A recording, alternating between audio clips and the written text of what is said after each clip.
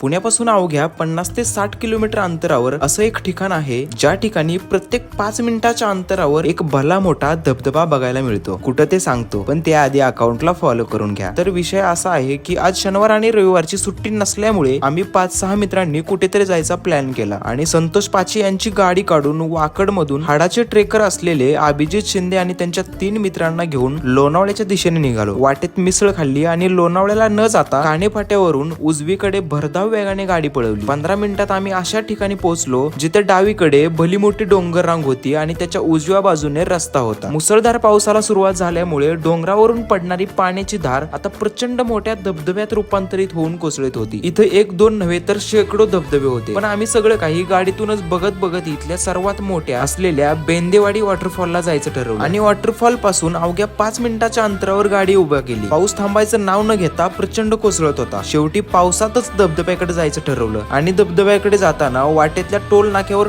Toll भरून entry केली. अवघ्या 2 मिनिटातच आम्हाला असा सीन बघायला भेटला जो आम्ही आयुष्यात कधीच विसरू शकत नाही.